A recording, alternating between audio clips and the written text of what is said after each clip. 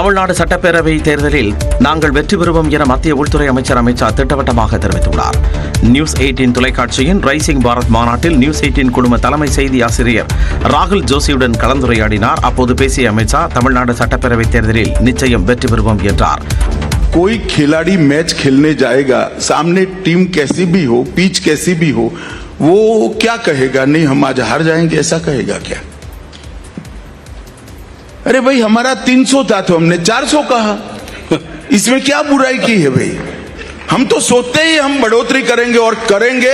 अभी भी मैं कहता हूं हम तमिलनाडु जीतेंगे, बिहार भी जीतेंगे और इनका सुपड़ा साफ होगा. ஊழலை மறைப்பதற்காகவே தொகுதி மறுசீரமைப்பு விவகாரத்தில் மு.க. ஸ்டாலின் அரசு நாடகம் ஆடுவதாக அமித் ஷா கூறினார். कि रैंपट करप्शन कर कर तमिलनाडु की जनता आपके खिलाफ हो गई है, इसको ढकने के लिए ये मुद्दा आज उठा रहे. முதலமைச்சர் மு.க. ஸ்டாலின் குறித்தும் திமுக தலைவர்கள் குறித்தும் மத்திய உள்துறை அமைச்சர் அமித் ஷா கடுமையாக விமர்சித்தார். மத்திய உள்துறை அமைச்சர் அமித் ஷா சென்னை வரவிருக்கும் நிலையில் கூட்டணி கட்சி தலைவர்களை சந்தித்து ஆலோசனை நடத்திருப்பதாக தகவல் வெளியாகியுள்ளது. மத்திய உள்துறை அமைச்சர் அமித் ஷா வியாழக்கிழமை இரவு சென்னை வருகிறார். 11ஆம் தேதி காலை 10 மணி முதல் 4 மணி வரை பல்வேறு தரப்பினரை மத்திய அமைச்சர் அமித் ஷா சந்திக்க இருப்பதாக தகவல் வெளியாகியுள்ளது.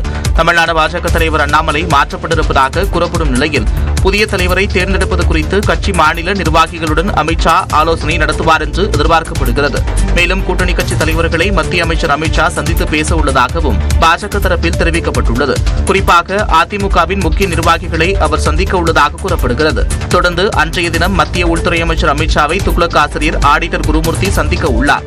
ஆடிட்டர் குருமூர்த்தி வீட்டில் சுமார் 1 மணி நேரம் முக்கிய தலைவர்களுடன் அமித் ஷா ஆலோசனை நடத்திருப்பதாக தகவல் வெளியாகியுள்ளது.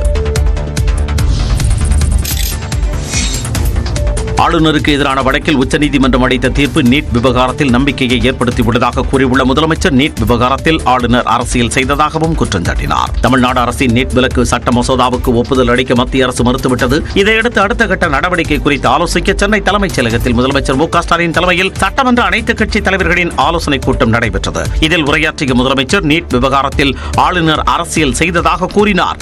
இந்த சட்ட முன்வடிவை உடனடியாக ஆளுநர் குடியரசுத் தலைவருக்கு அனுப்பி வச்சிருக்கணும். ஆனால் அவர் தன்னோட அரசியல் சட்ட கடமை செய்யாமல் அரசியல் செய்ய ஆரம்பித்தார் என்பதை வேதனையோடு பதிவு செய்கிறேன். ஆனால் நாமும் சளைக்காமல் அந்த சட்டத்துக்கு ஒப்புதல் பெற கடுமையாக போராடணும். தொடர்ந்து பேசிய முதலமைச்சர் நீட் ஒன்றும் விலக்க முடியாத தேர்வு அல்ல என்றார். மாநில அரசுகளால் தொடங்கப்படக்கூடிய மருத்துவக் கல்லூரிகளில் எப்படி அந்த மாநில மாணவர்களை சேர்க்கணும் என்பது குறித்து முடிவு செய்யக்கூடிய உரிமையை மாநில அரசுகளிலிருந்து ஒன்றிய அரசு பறிச்சிடுச்சு. நுழைவுத் தேர்வுக்கான சிறப்பு பயிற்சிகளை பெறுவதற்கான வசதி வாய்ப்பு இருக்க மாணவர்களுக்கு மட்டுமே சாதகமாக இருக்கிறது தான் நீட் தேர்வோட மாபெரும் அநீதி. மேலும் சட்டப்பூர்வமான நடவடிக்கைகள் குறித்து வல்லுநர்களிடம் கலந்தாலோசிக்கப்படும் என பேரவையில் குறிப்பிட்டதை முதலமைச்சர் தெரிவித்தார். நீட் விலக்கு விவகாரத்தில் தேவைப்பட்டால் உச்சநீதிமன்றத்தை மீண்டும் நாடுவோம் என அனைத்து கட்சி கூட்டத்தில் தீர்மானம் நிறைவேற்றப்பட்டது. அனைத்து கட்சி கூட்டத்தில் நீட் விலக்கு தொடர்பான தீர்மானத்தை துணை முதலமைச்சர் உதயநிதி ஸ்டாலின் முன்மொழிந்தார். மருத்துவக் கல்லூரி மாணவர் சேர்க்கை முறையில் தமிழ்நாட்டிற்கு நீட் தேர்வு முறையிலிருந்து விலக்கு அளிப்பதற்காக தமிழ்நாடு சட்டமன்ற பேரவை நிறைவேற்றிய சட்ட முன்வடிவிற்கு மாண்புமிகு குடியரசுத் தலைவர் அவர்கள் ஒப்புதல் தர மறுத்துள்ள நிலையில் இந்த விலக்கை பெறுவதற்காக தமிழ்நாடு அரசு தொடர்ந்து சட்ட போராட்டத்தை நடத்த வேண்டும் என்று இந்த அனைத்து கட்சி கூட்டம் ஒருமனதாக தீர்மானிக்கின்றது. மேலும் நீட் தேர்வு முறையை எதிர்த்து தமிழ்நாடு அரசால் உச்சநீதிமன்றத்தில் தொடுத்துள்ள வழக்கினை தீவிரமாக முன்னெடுத்துச் செல்வது என்றும் தீர்மானிக்கப்பட்டது. நமது சட்ட முன்வடிவிற்கு ஒன்றிய அரசு ஒப்புதல் தர மறுத்துள்ளதை எதிர்த்து தேவைப்படும் புதிய வழக்கு ஒன்றினை மாண்புமை உச்சநீதிமன்றத்தில் தொடுப்பது உள்ளிட்ட அனைத்து சட்டபூர்வ நடவடிக்கைகளையும் சட்ட வல்லுநர்களுடன் கலந்து ஆலோசனை செய்து மேற்கொள்வதென ஒருமனதாக தீர்மானிக்கப்படுகின்றது. இந்த தீர்மானங்கள் அனைத்து கட்சி கூட்டத்தில் ஒருமனதாக நிறைவேற்றப்பட்டது. நீட் தேர்வே வேண்டாம் என்று சொல்லவில்லை என்றும் தமிழ்நாட்டிற்கு மட்டும் விலக்களிக்க வேண்டும் என்றும் பாமக சட்டமன்ற குழு தலைவர் ஜி.கே. மணி தெரிவித்தார். அரசு 12ஆம் வகுப்புல பொது தேர்வு நடத்துது. அதில் 90-95 விழுக்காடு மதிப்பெண் பெற்றவர்கள் நீட்டில் தேர்ச்சி பெற முடியறது, வாய்ப்புக்கு போறதில்லை. அப்போ 12ஆம் வகுப்புல வெறும் 25-30 விழுக்காடு மதிப்பெண் பெற்றவர்கள் அங்கே நீட்டில் தேர்ச்சி பெறாங்க. இது என்ன தகுதி இருக்குது?